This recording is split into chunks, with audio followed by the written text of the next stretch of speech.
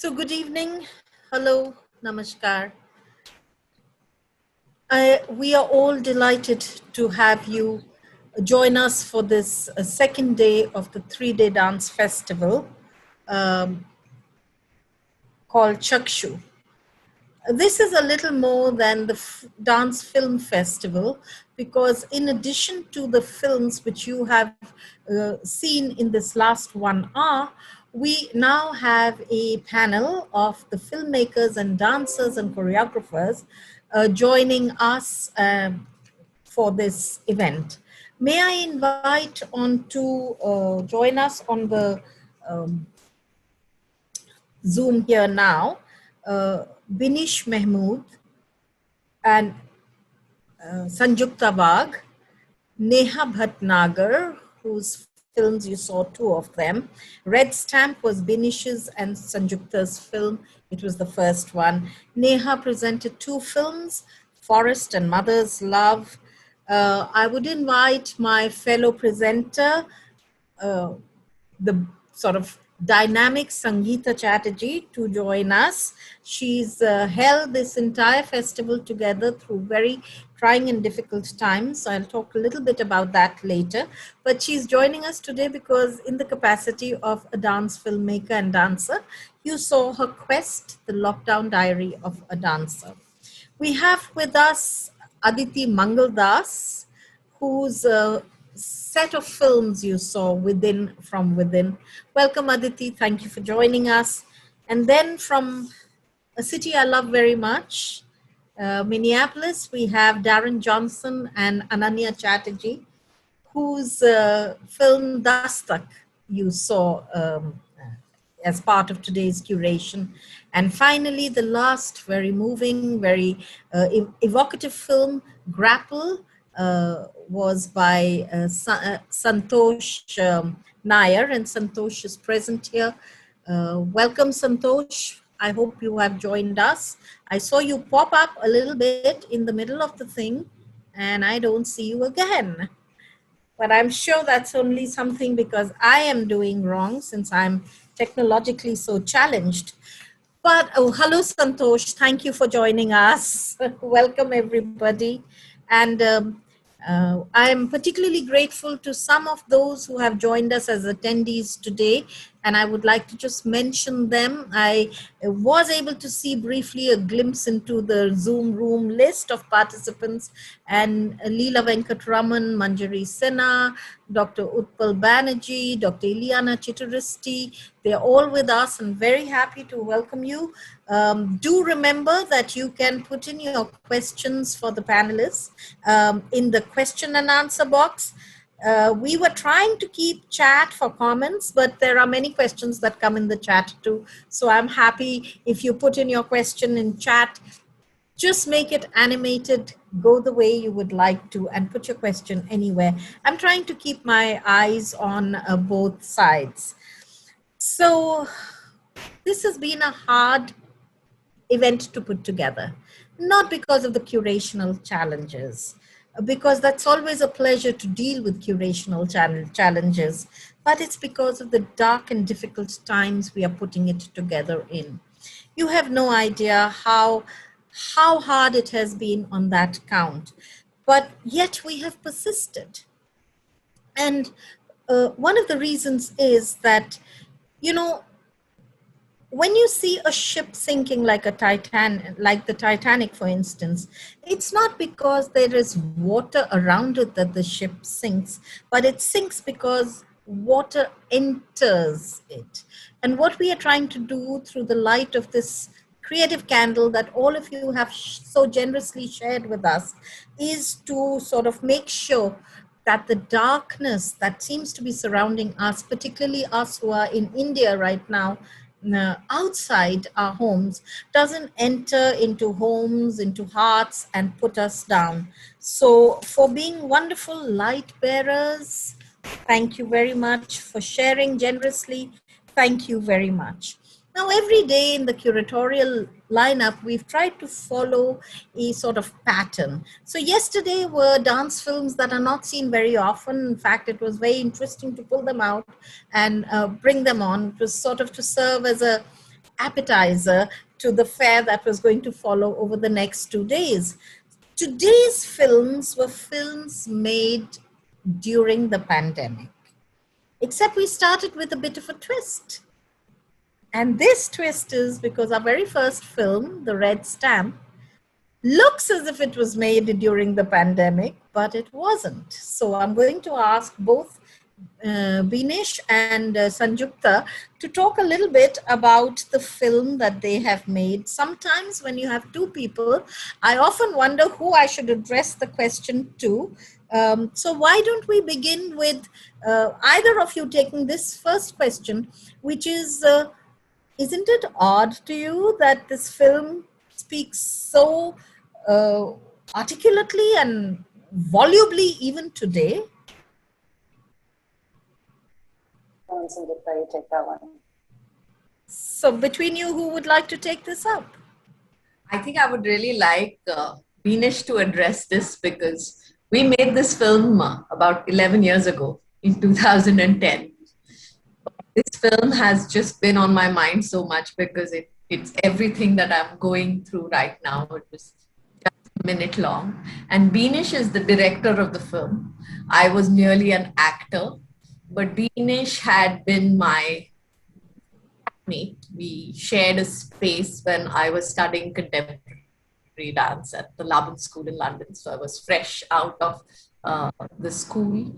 And I think this very special friendship that we had and the experiences that we shared just led to the making of this film. And for me, it was play, and it was serendipity, and it was time and space. And I really think that something I really value in this film was it wouldn't have been made if it wasn't for the friendship.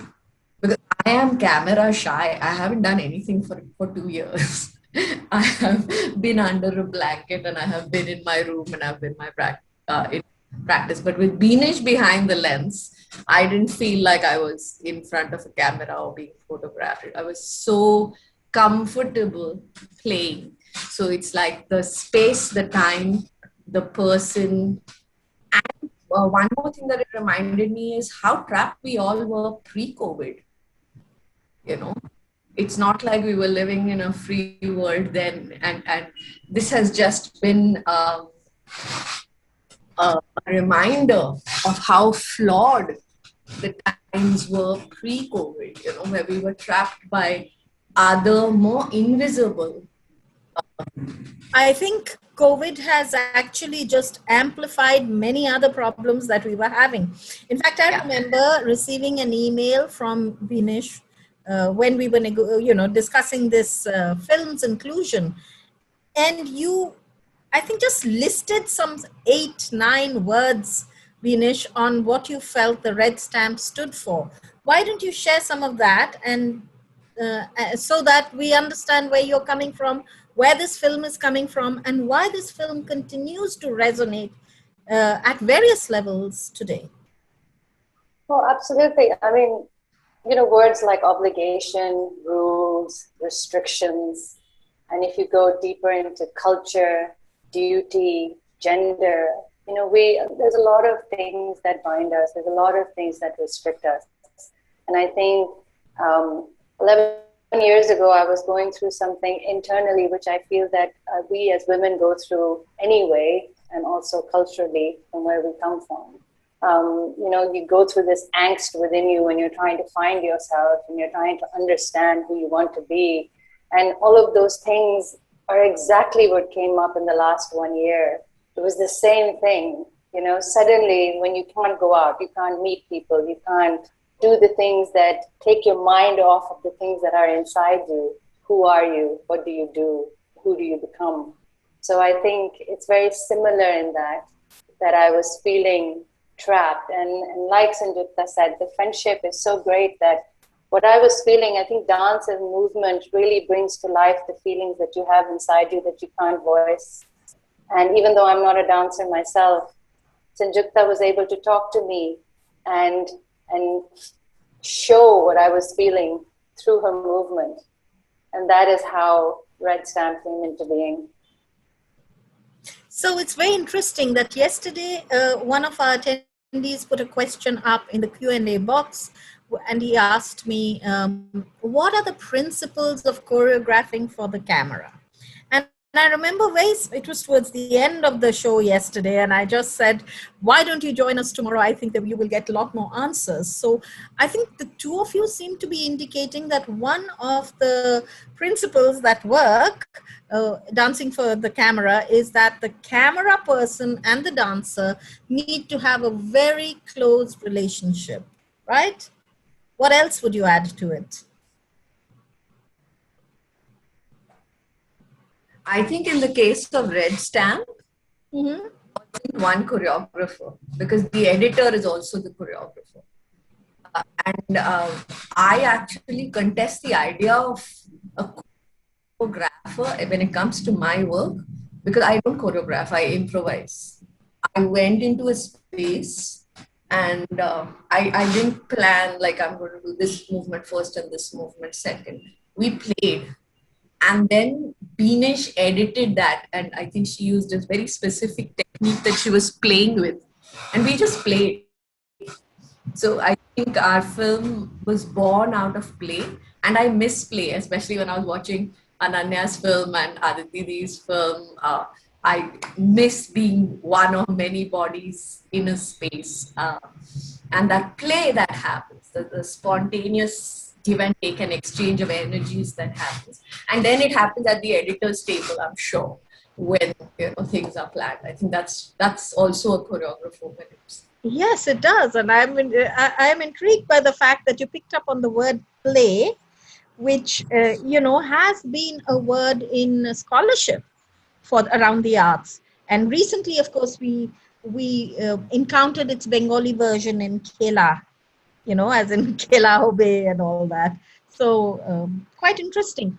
Did you not mention to me at one point of time that this was part of your, coursework that you had to submit? So the question that I really wanted to ask you is, so was it a creative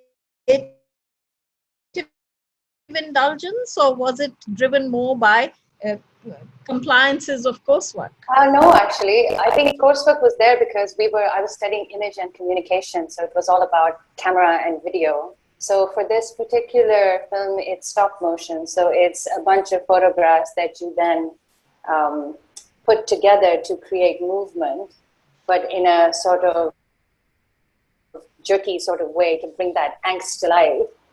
So I think for this, it was definitely a compulsion to put what I was feeling into movement. And because it wasn't choreographed, because it was play, because it was just putting feelings into movement and then seeing what happens and then taking it to the edit table and putting it together. And the red stamp came into life because that window, as you called it, and that something that binds you came into life as an aftermath, visually, so it was definitely something that one had to do rather than coursework. Thank you very much. I'll come back to you for my last final questions, which is the way your work is moving ahead. And while you think about how you want to answer that question, let me bring on Neha right now. Neha, thank you so much for joining us. As I mentioned earlier, she's in Australia. It's the middle of the night there. And I'm surprised. She's such a disciplined person, waking up early, that how she is managing to keep up. But thank you so much for joining us, Neha. And your films, both of them, which actually created a curatorial choice, a hard choice for me. Your filmography is so much bigger than what we've actually featured. But Forest has ever appealed to me because the minute I turn it on, I feel like there's a breath of fresh air that just passes by me and all that. So what I find very interesting about the two films that we did include is that both of them are in the outdoors. Now, this is a complete change from regular locations of dance that we are used to. Is it a conscious sight for you now? Are you saying something more than just than what dance says normally? Thank you, Arshaji. That's an amazing question because, yes, when I started to make all of these films, they were very much based on stories of animals and birds from their perspective. So it kind of made sense to be outdoors. But as I made the first one, I realized that it is very humbling to be in nature.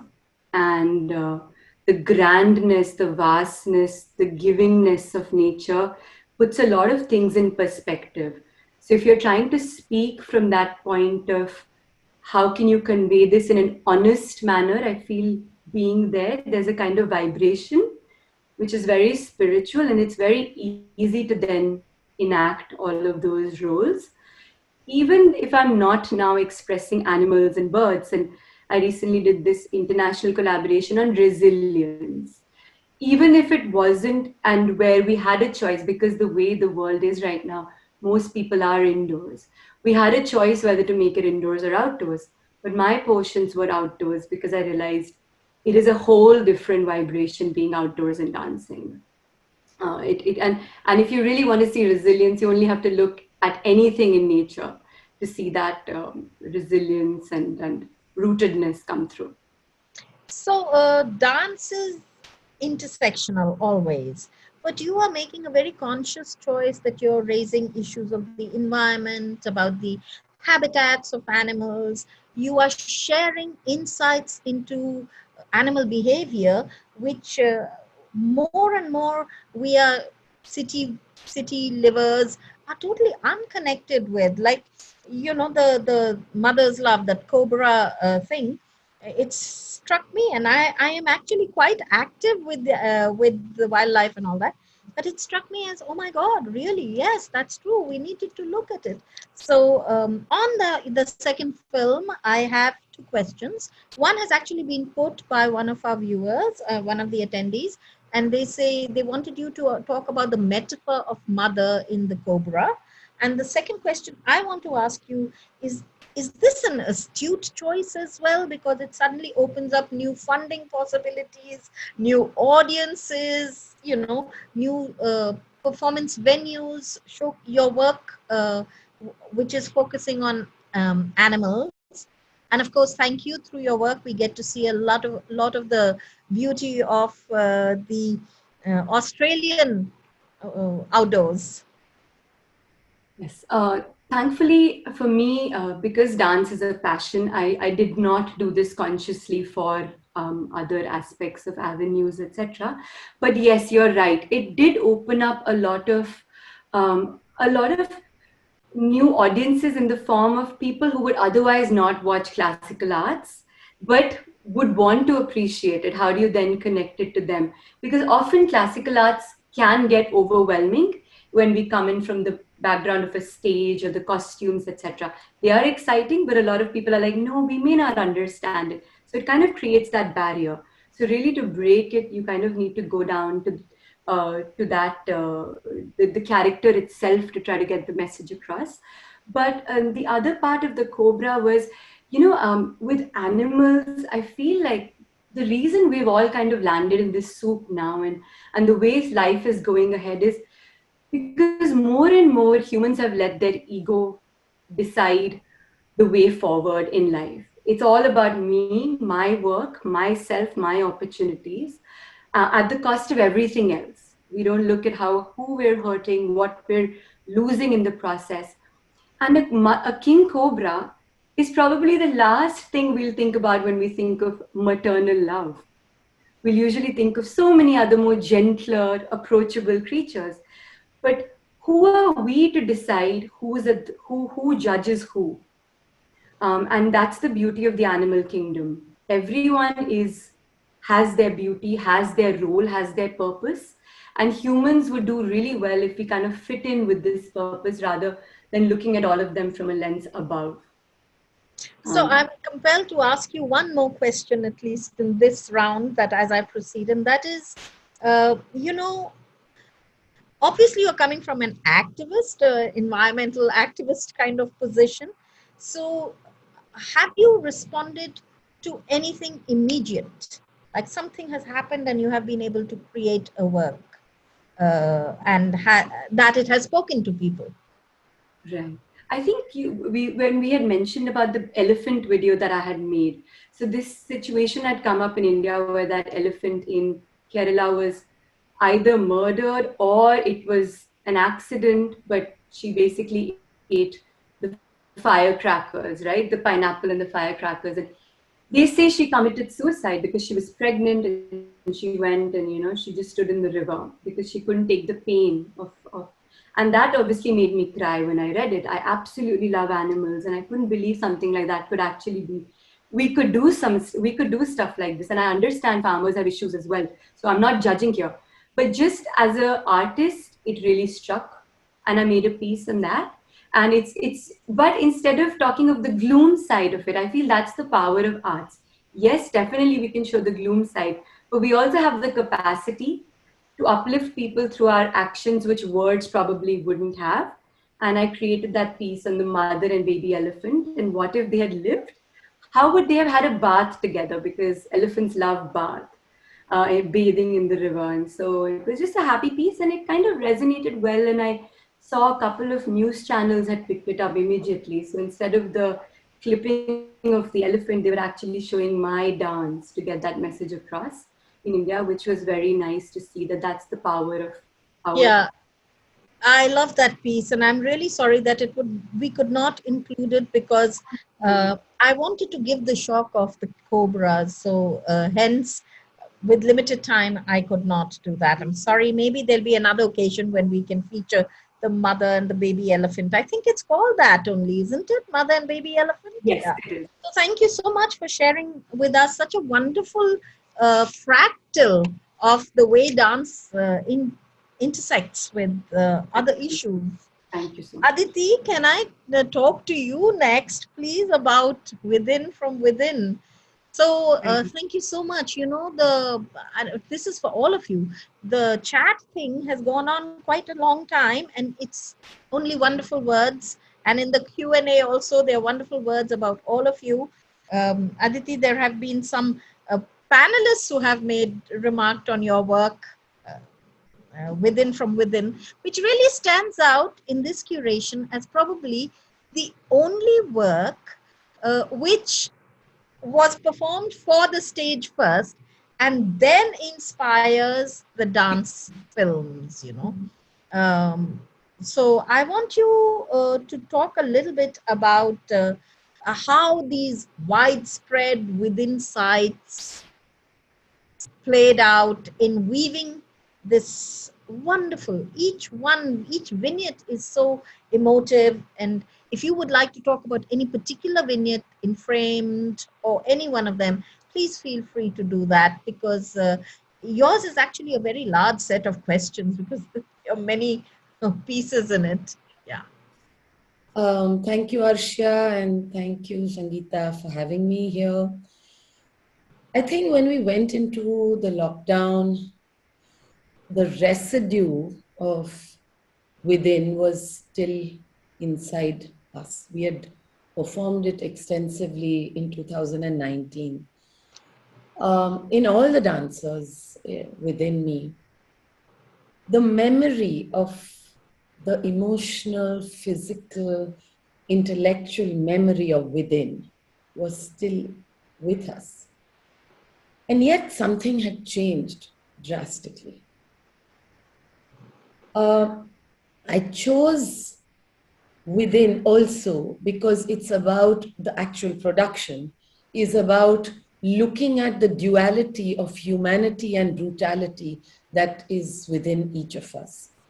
And the current time is so many emotions are in this cauldron. It's like a roller coaster of, I don't know the word of multiplicity rather than duality of emotions that are surging through us. So I wanted to explore what this current situation, and as you know, Arshia, most of my work responds to the now when I start to make it.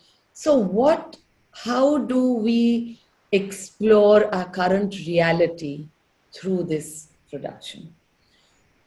The compulsions were, I'm a Kathak dancer, Kathakar. I wanted to find a different way of reaching out and narrating maybe a completely different story. I wanted to find expansion within this sudden constriction. I wanted to keep the creativity alive, however much I could, within myself and my dancers. And most importantly, that we are all privileged that we are even sitting and discussing all this. But these films were made in collaboration with Raw Mango and Art Matters as a fundraiser to offer it to people that, okay, guys, please open your hearts. Because we raised funds for the artists who are really struggling to survive. And now I'm talking about August or somewhere 2020. And so, how do you respond? As you said, if I wanted to explain one of the films in Unravel, you see the within. There's a ring in the performance where I'm within it and I'm trapped. It's circular, and with the camera I was able to move really close, and it was actually a circle in my dining chair. There were little holes. That was the design of the dining chair. So I made that as the keyhole. I don't have to say I'm trapped, because as soon as you bring this in, you talk about being excluded from something else. Things like that, in the last film, Impassion, it's about yaar ko humne ja baja dekha all over. So we use this metaphor of spinning, but the camera also was spinning with me. So suddenly you saw the chaos of my room, and then suddenly a blank wall with just shadows. And I thought that expressed again this duality and this multiplicity. Or this boy spinning quite beautifully and yet in a closet with all his clothes hanging all around. So these were residual things that we tried to explore while making the film Within from Within. So it's interesting that you talked about the dining chair, because my next question is a little bit about that. Now, Aditi, everybody knows that you're very particular about the perfect light, the perfect angle, and you will not broker any shortfall, shortcoming. You will go that extra mile to ensure it. During lockdown, we were particularly, shuttered in, and we had to make do with what was available. Even for our food, we had to make do with what was available and things like that. So, how did you deal with this enforced, limitations, and how did you minimize it from your work?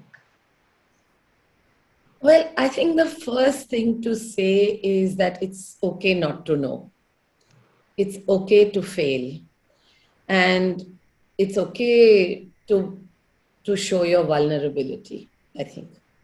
I mean, my first reaction with the lockdown was to put a camera in front of me and actually dance things that I was not really comfortable with. I had just made maybe half an hour before, so I was making mistakes. And I think I wanted to reach out with this vulnerability that, guys, it's okay. We all don't know what's happening. We are all in the same boat. So I would begin with that. And then, I would say I'm the world's worst photographer. I was the last person to ever, even on a family holiday, to take family photographs, let alone a dance video, or try to think of angles and all. But one had to. The reality was this: forget what was or what may happen. And therefore, one had to reskill, one had to reimagine, and then transform. One is, Arsha, about the technique. Technique. So we all started learning about this little instrument that we all have, experimenting with it. What are angles? What does the camera see against what I see? What light does? What shades of shadows there are? some things that you take so much for granted. How does something moving very fast, how is that captured? How can you suspend time and space? Because you can with a lens. So one, how does color happen? You know, we used one way from black and white to color. How is it possible where in 1 minute you narrate a story which would be impossible live? So I feel that as you asked, how did we overcome our many, many thousands and millions of uh, drawbacks, and they are still there, is by sitting down. I said, let me try and see how I can, how I choreograph my work. I said, okay, let me see how I'm going to direct this film. I want to be quiet and let the concept just sink in, or just dance and let the ideas, images, spaces flower. We had teen research and rehearsals on Zoom with my dancers who were all locked in, as you say. One was some of them were able to get out. What was in Singapore, most were in Delhi in very small.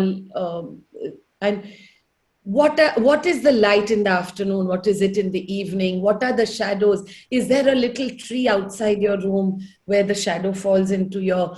What are the things available to you which you can use as props? One guy had a cooler card, the jali of a cooler.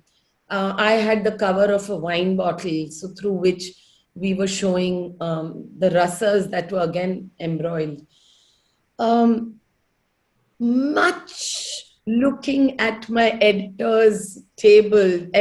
table, and learning how to, it was like hours. He went crazy. I said, no. And this kind of detailed notes, hundreds of footage that all of us sent each other. So, but I think overall, to say it's okay to fail, we have to communicate. This has not been a medium. Who knows what is going to happen in the future? And let's make the best of it with what we have.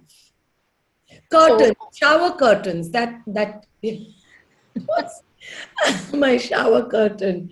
So it's yeah. Yeah, experiments, taking the opportunity, serendipity plays a very big role in normal filmmaking. As Binish said, the play, or Sanjukta said, the play is so critical, you never know what's going to work. I mean, don't make any judgments because the camera sees things differently. So I hope that the viewer yesterday who asked the question about choreography for the camera has heard this, because there are many tips right here. And maybe I would like to ask you one more question, which is actually somebody's question. The somebody is well known, Subodh Rathore of Wise Thoughts in London. Yes. He asks the question, how has lockdown changed your understanding of dance? And this was going to be the question I would leave you momentarily for, has it allowed you to see dance even more deeply, or from the outside more, or from the inside more?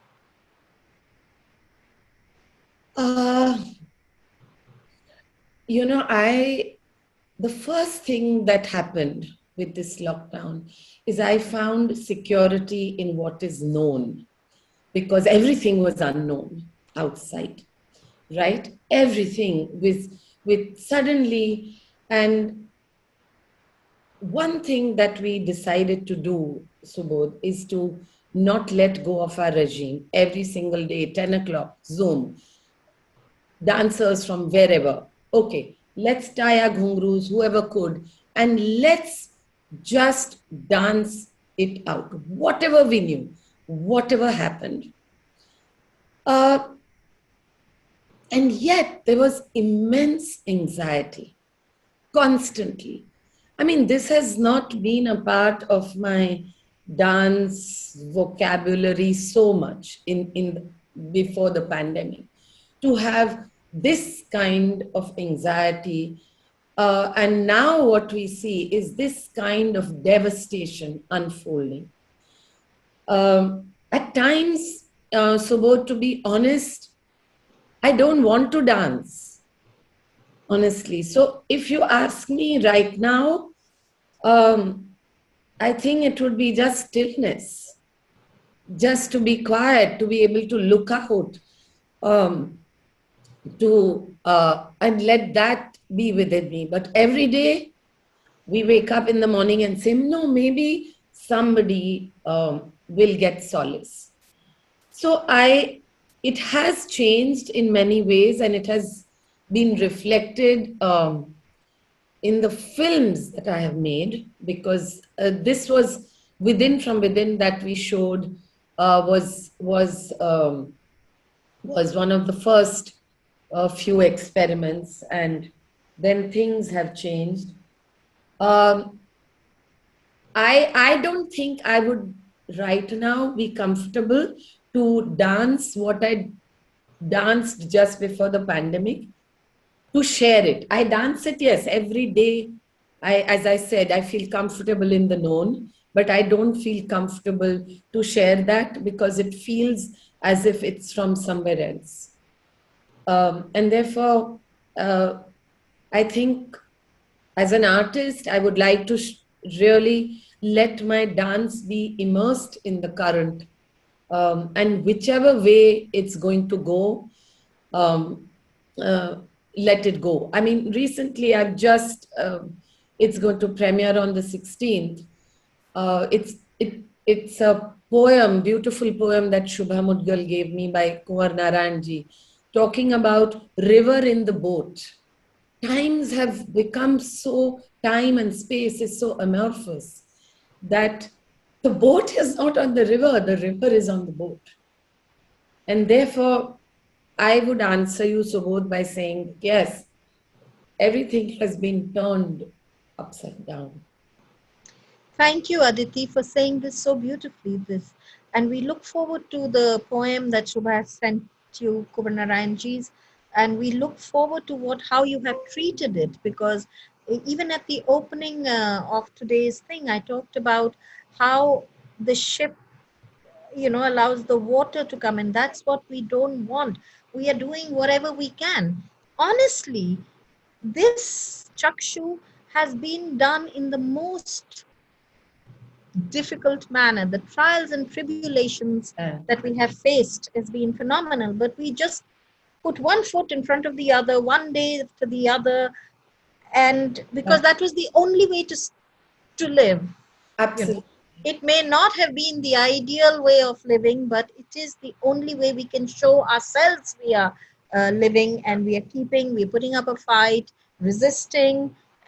So I wonder whether these are political choices in a way that we are making to defy through our art and what we do best. Now, it's a grappling situation. You're grappling every day with things. So I really think I understand where grapple came from.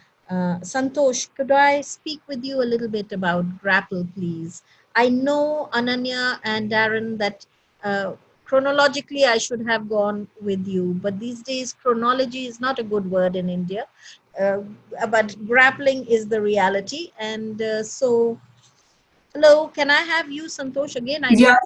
Can you hear me? Yes. Ah. So, Santosh, thank you for sharing this work. Actually, you have been more than kind to us. You have shared work in the past also. Before I come to that, I want to talk a little bit about this. The unique thing about this work is, while I keep asking everybody about fundings and supports and producers and all that, the interesting thing about this is that it has been produced by the Battery Dance Company, which is based in New York. Now, a group of artists already dealing with the problems of, the COVID times, the lack of opportunities, livelihood issues, have actually supported you in this. Answer it in two parts, please. How did this support happen? And what is the philosophy of artists supporting artists? I know that Aditi has also supported through Within from Within artists. They are anonymous artists. She didn't know who she was going to be supporting. But Battery knew who they were supporting. So what is this philosophy, and how did it happen? See, basically this festival came to me when I was interacting with Jonathan through Messenger, and he was asking what's happening in India and Delhi. So I was told him about, after lockdown, everybody is just, finding their own ways in the social media, especially. And like there's a different meetings and people are, showing their work and all. And I told him I was preparing some small piece for one song, which composed and created by Maulik Shah and Ishira Parekh. And they asked me to create some small contemporary piece for that particular song. I told him I'm preparing some piece for making some small video. Then he, told me about, can you make some dance film for my festival if you are interested? And, I suddenly given the reply to him, it's a very good opportunity for me. And from there, the grapple started. And because the responsibility began to me, especially because before that, we are just making productions and performing on stage. Making a dance film was a totally new area for us. But I started as small, videos, making some our own promotional thing for Sadhya, for my company, to promote our company work and classes, workshop. This was a little began, small level, but presenting work in the festival was an international festival for Bhakti Dance Company when they're organizing. They're inviting different entries from different countries. So it's a huge responsibility in my shoulder. So that grapple began from there, and I created this piece with a small number of people. Because of the lockdown, we can't bring many people in the studio. So I involved only my two dancers, Sudhir and Sahul was part of that movie. So these films that you made, the small promotional films, what have you done with that? The films you made to promote Sadhya. Yes. Because that by itself is a genre of dance filmmaking, with Yes. promotional films. Yeah. Because, we have plenty of big work and the small work like productions and organizing festivals. And one of my students, is very good in the editing and all. So I asked him to edit some of our old work and post it in the social media. At least people know about, what all happened in Sadhya. Right. So this is the beginning of that whole process. And making the grapple is a totally different experience. And the good part, this festival was the paid festival, and that, help us to bring the professional aspects like the cameraman and the light person and the editor person, and we can able to pay also to our artists, because always motivate them, especially during the lockdown time. Right, I understand that. And in fact, I find it very interesting the way you have used light and the note about grapple that you sent. It's a small few lines, but it said that, between darkness and light, and you grapple to get to the light point. But, the very interesting thing, and which actually comes through in this, is that both in the darkness, you disappear, and in the light, you disappear. In too much light, it is in that period of grayness as you're moving that the dancer gets seen. Dark, no dancer seen. Too much light, no dancer seen. But in between, so it's actually quite a philosophical thing, and teaches us the lesson that yahi zindagi ka naam hai. This is what life is all about. Not when it's too bad, or not when it's too good. Talk a little bit about the earlier film that you had made also, which I included for the In Motion Dance Festival's curation. Yes. That was the piece called The Awakening. Yes. And that was the more into the spiritual line, because, I was working on that yogic side, and because I have the Chow background, and Chow has that quality where you can use your body and the inside your own spiritual world to explore, and using the body as instruments. So I created this piece at Zorba the Buddha, and my friend Ashwin given me the whole space as a collaborator to use that space for the video. And the whole piece, the awakening. especially in the dark period, when we are all going through the all mentally and physically. So that piece is basically based on how to at least motivate yourself and explore yourself from inside. And that's very important. And somewhere, that is carrying forward for all of us to explore the inner world. So I think the lockdown period and the extended lockdown period has actually compelled us to go inwards and see our work through a spiritual lens as well. Exactly. Yeah. See, this is basically is a pause for all of us. It is. Because we've gone through, from the last maybe more than 30 years, 40 years, many people are, just busy with their own performances, shows and all. But this particular time is given a lot of scope to explore in yourself. Well, thank you so much for sharing so frankly about how the process worked out for you. And I hope you get many more paid festivals so that we get some lovely films. Yes, artists need that. And the amazing artists you have at Sadhya. Thank you, Arshaji and Sangeeta, for organizing this wonderful festival, and it's a very, very important aspect, especially for this difficult time. Thank you so much. And it may well be an indication of the way forward, what will happen tomorrow. Exactly. So thanks. Thank you. Sangeeta, technically I should ask you some questions at this point, but because you are hosting the festival with me, if you don't mind, I would like to ask Darren and Ananya the questions first.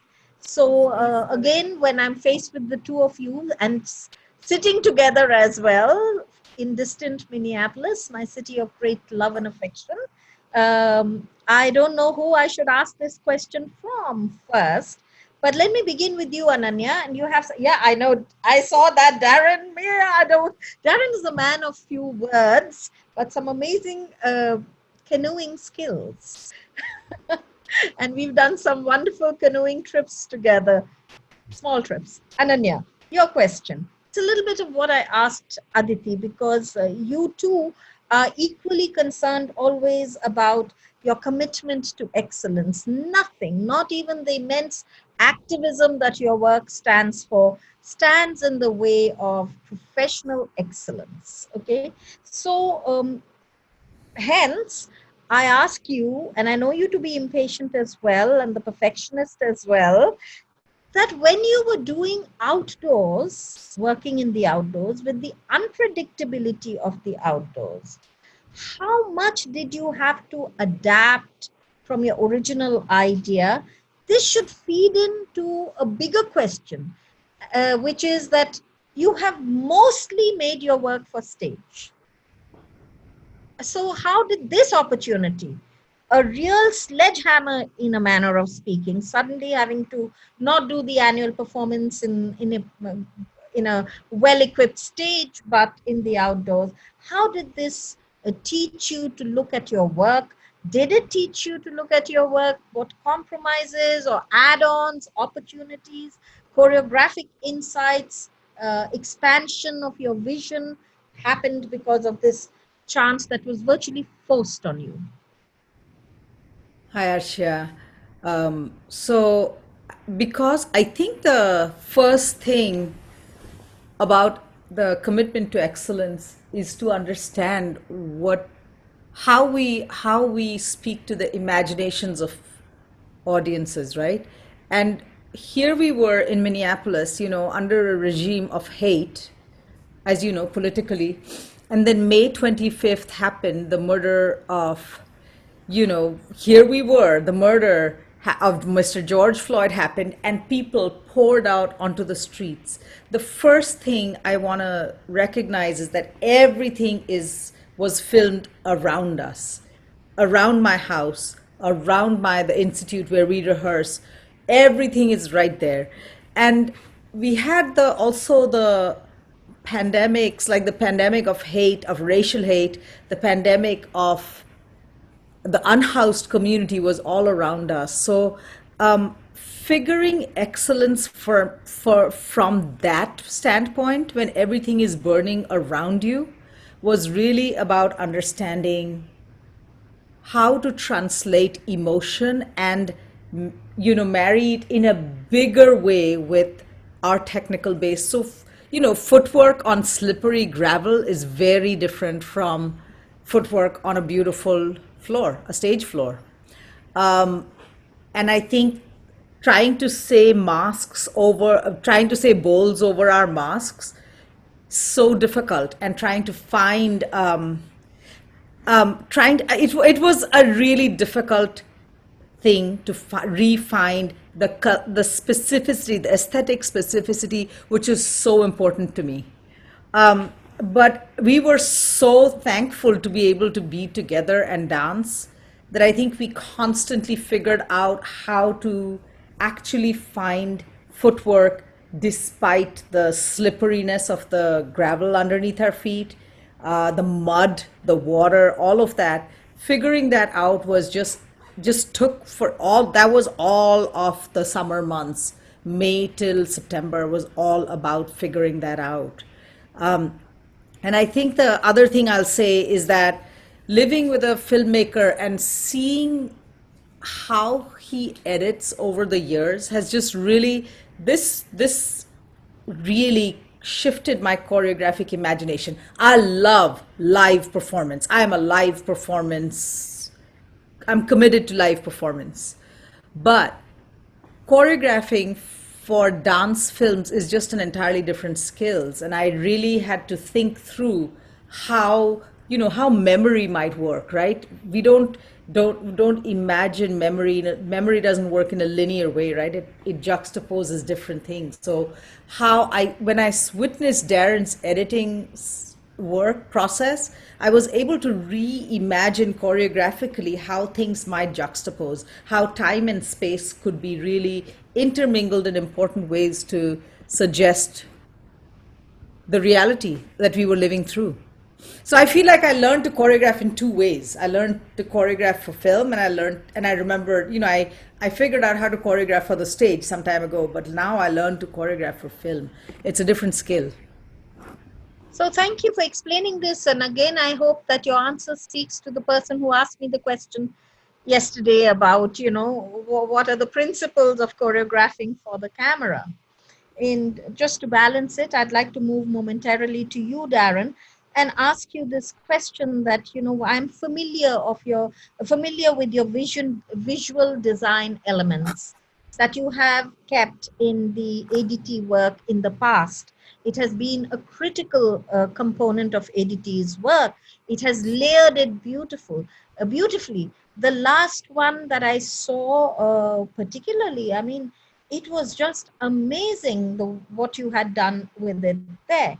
But you were the visual designer for the film portions in that. The control was still the choreographer's control. But when it comes to this film, this entire annual production in a way, which took the form of a film, you became co-choreographer. And sometimes actually the super choreographer, because you could on the edit table just mix and match and create its own excitement, its own rhythm. And so that's my first question. Were you aware of this role?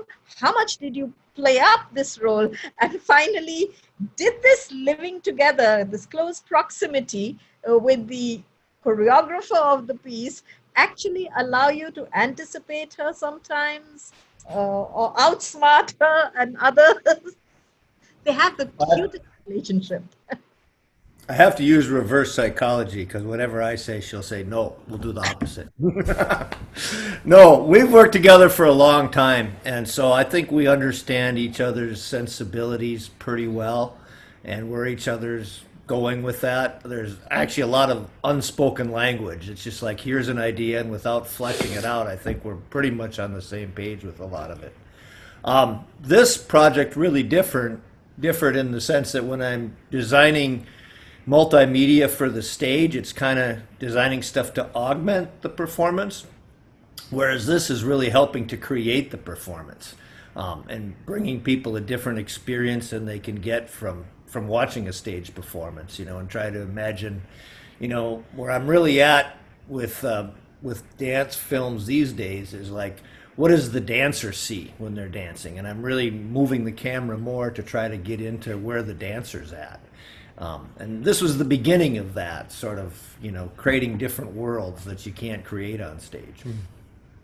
That's true. I mean, I have watched watched Dastak now several times, and there are beautiful moments about it which I wait for to catch when it comes. And one of them, for instance, is the little boat moment. When that little boat is there, and it's sort of not there or not there again, as you said, about memories. And it's so many things that it says. Minneapolis is a hub of refugee settlements as well, so this boat and all that. And actually my opening choice of the ship metaphor today was driven by that. And it's so strange that Aditi picks it up and is going to be working next on the imagery of the boat and the river. Okay, that was just something I wanted to lead in with. But the question I really want to ask you, Ananya, is this braiding that you do of stated and the unstated, or stated and the suggested, the two cultures, the Native American culture and the Indian culture, 108 beads, 108, Surya Namaskars, the saris, the bindis and all that. And yet with the sounds, the chanting, the incantations, even your location. This was that beautiful prairie place, where the native grasses are growing, kind of a thing. So answer how you do it. I mean, how do you weave in so many things? Was it a conscious, pre-planned thing? Or when you went there, you saw many opportunities also and wove that in? And I'm saying this when my next question is going to be about fire, which really is my favorite segment in it. Who wants to answer it? Ananya, I think you should answer this one. Asha, I really have learned that film sees so much that I have to plan. I have to plan carefully so that, it's like improvisation still has to have structure, so that there is actually intention really shines through. As we're responding both to the space of Native American genocide here, and also, as I said, the African American communities and police brutality. So it's not just one thing, but I am very clear that my training is in South Asian dance. I'm an Indian dance practitioner. And that is what my contemporary dance language is rooted in. So I can respond only from that basis. And I think that's the most honest thing I can do. I can respond. I can have a global perspective from the location of my rooted feet. And my feet are, the way in which we use our feet we are trained to use our feet in Indian dance is very particular. I use the flexion, the heaviness of my footwork, the grounded yet nimble technique of Indian footwork to really take me across different sites, but to respond from that basis. It's really important to me and to the dancers I work with that we remain culturally located or aesthetically located inside this aesthetic and then respond from that. And I think it's important. So I'm not trying to be what I'm not. Right. As honest as you can. As you said, honesty is a critical part of your intent. So Darren, you have made another film on ADT, which has been forever in the making. It took, you've been capturing them, their challenges, their rise, their achievements. And it's a wonderful film. Kri Foundation has had the privilege of showing that film here in India. It is a labor of love stretched over a very long time.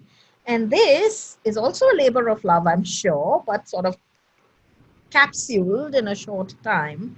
How did you feel between the two processes?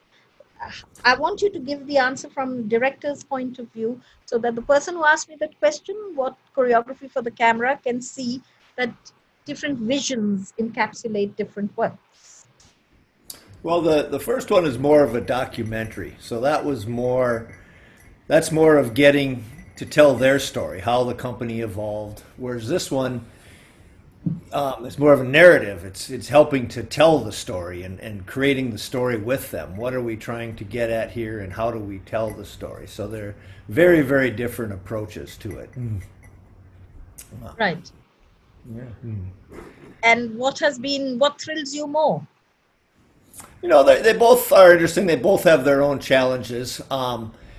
In the documentary style, I think it's trying to get at the truth of what's going on and telling that truth in an innovative way. So it's not just kind of formulaic, you know, A, then B, then C, and particularly working with metaphor of dance to really try to metaphorically get at the story and what's going on. You know, we're working with metaphor a lot, actually more so even in this one, but it's like, okay, here's what we want to convey. How do we get there? You know, and you're creating footage, whereas documentary, we're using footage that goes back 10 years in some cases, and it's, you know, 90% stage performances, taking stuff off the stage, which is interesting because, you know, as an audience member, you're seeing a wide stage, so when you go back and look at the film, you try to capture, you know, what you can put in the box, you know, and the gestures. Yeah, there's a lot more leeway when you're on location because you can film those close-ups or the mudras. Yes, I noticed that leeway in that fire thing, for instance. I mean, I couldn't believe that you had actually found that venue, and that is truly a disheartening place to be in. Every time I used to go past that, when I was staying there, I used to feel a little down. But you made it into a site, and the way from that red, you know, the weave of the red tape kind of a thing that you caught some. Yeah. That's something that you could be referring to when you say this. That was right across the street from the precinct station where the whole uprising began. So that whole neighborhood is just flattened now. It all burned. I know Minneapolis has seen some really bad times, and I see this echo continuing for a while. I will not be surprised if next year and maybe the year after that, we will still see this echo in your work, Ananya. Yeah, just a reminder though that the issue is the uprising is a result of long time injustice.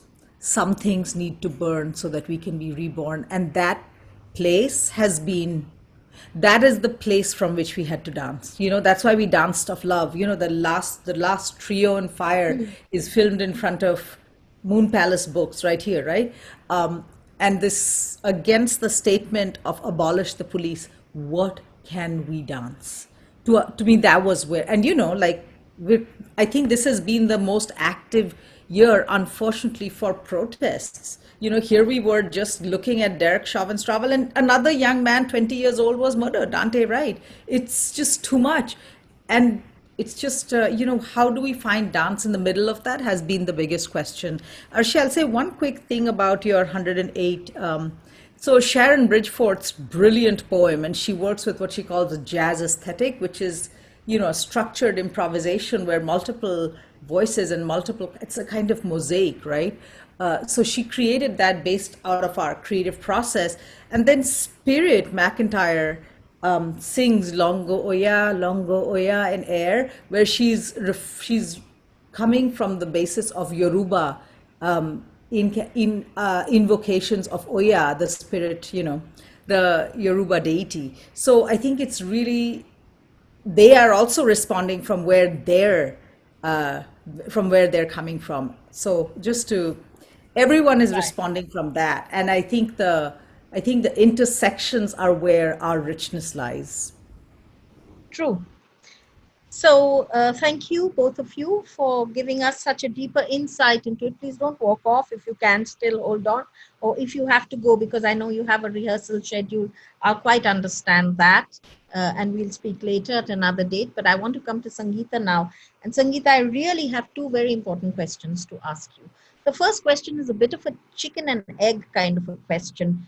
Did the idea drive your film? Did the idea and the experience of being locked in and not being in the glamorous spaces and the beauty spaces and under the lights, but being in domestic environments locked up there, did that idea drive your work, or was it the possibilities of the camera and the editing table that come together that really drove your work?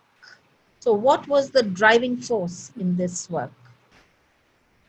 Well, first of all, I would like to thank you, Arsha ji, for insisting me to keep Quest in this curation, because I was feeling out of box, because as you know, and I have spoken to you, that Quest was never planned to become a film. I never knew that what am I doing. So during the first the pandemic hit us, as per human psychology, I think we all go into flight, freeze, and fight mode. And that is what happened to me. I was absolutely in the mode of freeze, I believe.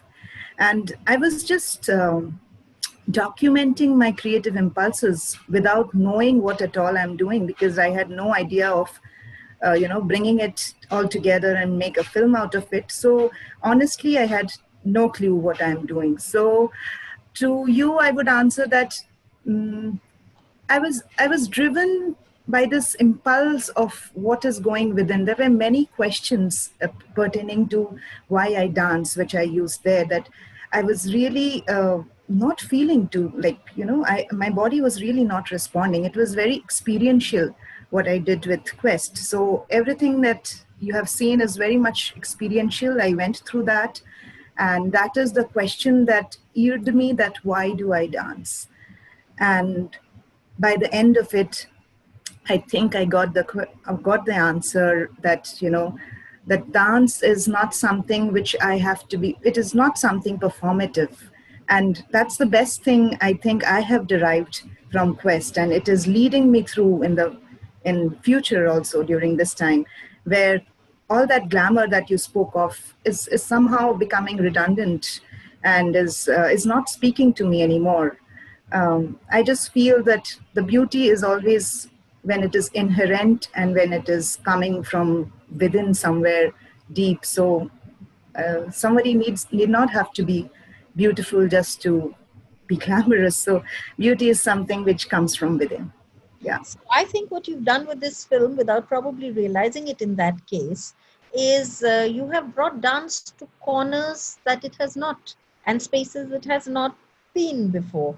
The driveway, the hard to get to corner, even to clean of a bedroom, your bed, and so many places that dance is never seen. Now, I'm sure when I look at a corner or somebody else looks at the driveway, you can visualize dance as well. So you've compelled us to visualize dance in unlikely spaces.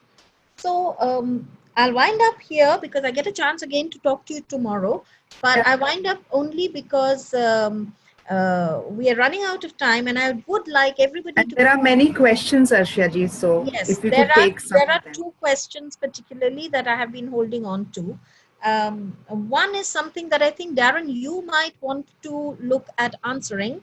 Films took over mass theater, but live theater like West End or Broadway has survived, but and has not only survived, but has become huge as well. The same way, dance films might augment live performances rather than supplant them. How do you think dance films will play out? Which ones will they replace? And which ones will they complement? So do you have any thoughts about it, since you have been part of the augmenting process and now the dance filmmaking process? Right. Well, first of all, I don't think anything replaces a live performance. There's nothing like a live performance. So, and I'm sure many dancers would agree with that, as well as musicians. But you're right, there's a huge explosion of dance films. I was doing one with Rutgers University, and they said they produced 56 dance films with their students this year.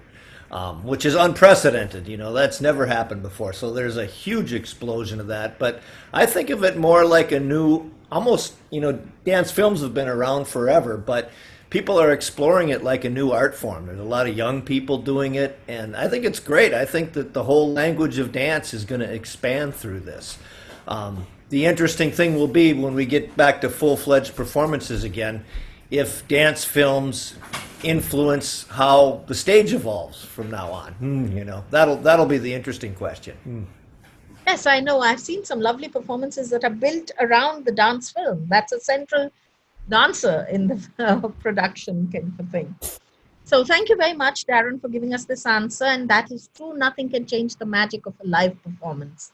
I'll end off by asking you a question that Shruti Vasudevan has asked me. By the way, this dance film question also is from a dancer and a London-based dancer. And let me see if I can access the name. Yeah, Neelambari, who is a London-based Odissi dancer. We'll end off with asking everybody for a quick take on Shruti's question, which is, did choreographing specifically for the camera impact or change your understanding of dance and yourself as a dancer? Maybe we take this from Santosh. Ananya, before you leave, would you like to do this? Did this dance work? You heard the question, did you? Yeah. Yeah. Change your understanding. Yeah, I think it completely changes. That's exactly what I'm trying to say. That as a choreographer for the stage, I have a different understanding of structure. And choreographing for the camera, the structure is entirely different because different things are possible. Because, you know, editing is possible. Because and I want to say that that it's not a shortcut, right? It's not a shortcut like, oh, I did the footwork bad or I fell off balance here, so I can cut it out. It's not that. Sometimes I think I hear people say that and it really bothers me because it's about imagery. What is the juxtaposition you can create with imagery that can enrich the articulation of your thematic focus? That's what I think, structurally. Thank you so much, Ananya. Santosh, would you like to say something about this? You need to unmute yourself. Yep. Yeah. See, basically, there's two different mediums totally. The choreographing for stage performance and for the camera. What I realize is two has a very beautiful the advantage and the disadvantage also. Because here for the camera, you require a lot of patience yourself. Because in one sequence, you can shot in different angles. In multiple angles, you can shoot. Here as a dancer, you know, because as a physical dancer, require a lot of strength and a lot of patience for yourself. But the stage performance, when you create a 30 minutes piece, you just finish it in 30 minutes. But for the camera, scope is much more here for the camera. Because you can use different angles, and editing is the best thing, you know, when you, as a choreographer, working with the editor, is give you a lot of different dimension, basically. Right. So I feel it's the two different interesting areas. It's interesting that you talk about the labor and the multiplying of the labor exponentially when you make a film. Whereas we know many people say, film banao, khatam karo and all that. It's the other way around. Neha, hello, wake up, darling. I know it's the middle of the night for you. But tell me, has this opportunity of working with dance film changed you, changed your dance? I think Santosh sir is right about the perspectives it gives. And so oftentimes with this stage, there are a lot of emotions that, let's say, someone sitting right at the back is not able to see when there's abhinay involved, and very subtle abhinaya. So that is very well communicated through the lens, and we have the advantage of that. That's for sure. The other thing is, of course, right, experimenting with locations. How often does that happen? If you want to share a pertinent message. So just an example, I don't know if you know, I run this project called Sarvam Shakti, which works with slum girls and empowerment and arts. And what is interesting is I noticed recently, I wanted to share something about them and learning in the slums. But if that performance had been done on the stage, yes, it would have still been moving. But to see that through the lens of how they, in their background, in their comfort zone, they're doing something which is so not available for them otherwise, it completely brought a different emotion to their dance altogether. And I think only the lens could have captured that level of sensitivity, which if you remove them from their setting may not come. So I think it's a very important medium going forward. I think so too. I'm glad you've picked up on the capacity of the lens to be able to catch a little tremor of the hand too, which on the large auditoriums that we have to deal with, you lose, right? So thank you very much. Can I give you the last word, Aditi? And let me ask Binish and Sanjukta to give their inputs on this aspect. Binish, maybe you first? So I guess I was thinking about this as you guys were talking. For me, it's different because I'm not a dancer myself, but I'm behind the camera. So the way I see it is a bit different. But just like you said, an image can say so much. So you don't need, and I'm a wordy person. I talk a lot and I can articulate until, the cows come home. But, and I can do that. But I think that what an image says is so impactful. And I think there's something to be said about a still image and a moving image. So when you pause an image, it says something very different to when you move that image. And playing between that with the camera tells a very different story. So what you can do with dance and movement when you freeze frame it, as somebody mentioned, and then when you move it, is so powerful. And the possibilities, the still and the movement happening together. The camera just opens up a whole new world. Different world, absolutely. And I definitely want to take this opportunity to thank you for inspiring me again, for making me a part of this, because hearing everybody's story, it's definitely inspired me to make more films, because I haven't done it in a while. That's so thank you so much for that. When we spoke, I told you I want you to be back in making films. Absolutely. That's wonderful. I am looking forward to that. So thank you. Thank you. Sanjukta, where are you? I don't see you. Hi, I'm here. Sanjukta. Tell me, when you made the film, or have you made any others since? No, I just wanted to talk about this idea of liveness, because I miss liveness so much. But there are very few people who can capture liveness from behind the lens, and that's extremely important, because when I look at all my work that's been filmed, it's ghastly. I don't want to show that, because it's like this one camera view with it doesn't look anything like the live. A dance film. My nan who was there, she filmed my work in New York, and that is the piece that I've been able to put out there for audiences. So I think as dancers, even archiving our own work and recording process need to have that sensitive eye behind the camera to do it. You can't just put a camera there in the corner and record. It's very important for the person behind the lens to breathe with you. And I think breath, and I think Kalpana spoke about that yesterday as well. The breath is really going to lead us through this. We need to breathe together and collectively. I think it's not an individual process. It's all of us working collectively. Dance film more than anything else. It's Binesh's work. It's our work. It can't be a singular.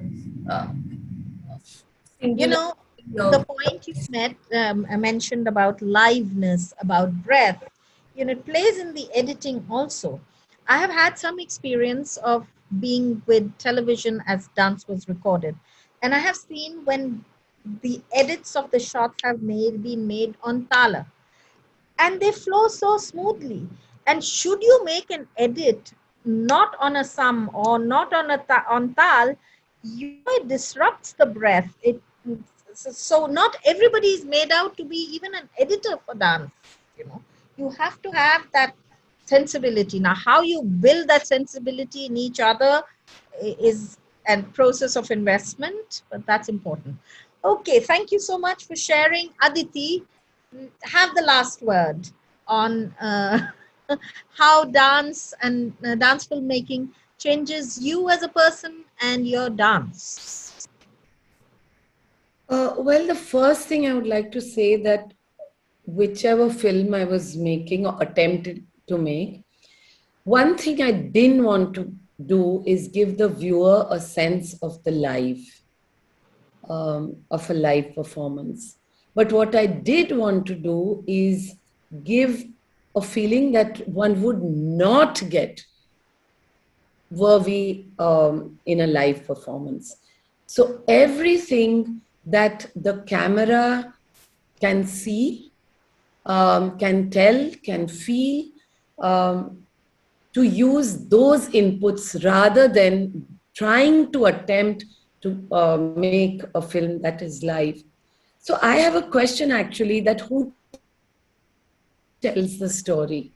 Is it a dancer? Is it the choreographer? Is it the image? Is it the camera? Is it the editor? Is it the music? Is it the suspension and the contraction or the expansion of time and space? Is it the light? Is it the color? So there are so many textures. And what I find fascinating is that with this medium, in 1 minute, you can capture an entire narrative, which is for me fascinating. And how the performing arts and the visual arts, somehow the line gets amorphous, so it seeps into each other. Of course, it will impact what one thinks, how one approaches one's work.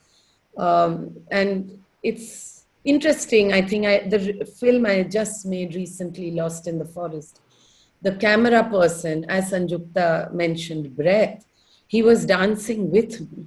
I mean, it was incredible because, we are taught to project distant, but the camera was here and he wasn't necessarily catching my eyes. He was catching the whole of me, but with a movement. So he was spinning around me, dancing with me. When I was showing the river, he was actually becoming the river, the camera. It was quite, and I had to stop myself from just stopping and watching his movements, Nirvair Singh, that is. So when I saw that, there is a long way for at least my attempts at filmmaking goes. But it's an interesting journey, and I think it is impacting the way one thinks, one explores dance and choreography.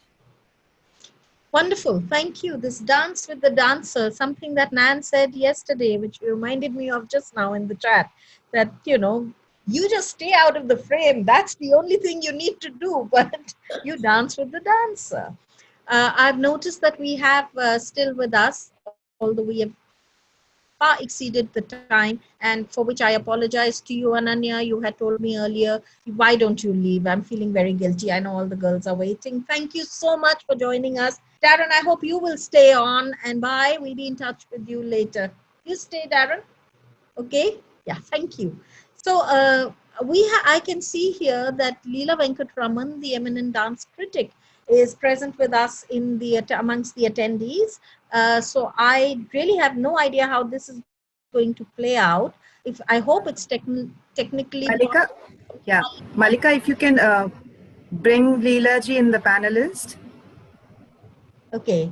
So Leela ji, we really thank you for joining us today as well, and for being with us for the entire duration. And I wonder if you have any thoughts that you would like to share with us, and any questions you may want to ask any of the panelists. I see Ananya still. Why don't you just tell the dancers you'll be back a little late? So My I don't know. computer is held up. That's why I can't go. Oh, you have to carry your computer as well. No way. Then you just say, make a phone call and tell them that you'll come late. They can begin the rehearsals. Okay, have we got Leela Venkatraman on the panelists? Malika? I think she has left her, Shaji. Utpalji is there, and I Okay, can't she find may have left Leela ji here. just now. She was here till just now. Chalo. Anyway, I think I need to have. No, let's have better trial and for this next time. Oh, she is She here. is Says here. I someone. can see Leela ji's name. Yeah, even I thought I saw. Yeah. Akka, no, now I don't see it. I think she's panicked because maybe we didn't warn her enough or something like that. Maybe we sprung a surprise. So I think in the interest of carrying this within some decent level, I know we can carry on talking. Honest to God, tomorrow was supposed to be the long day. But this one has been such a satisfying day also in conversation. So much food for thought.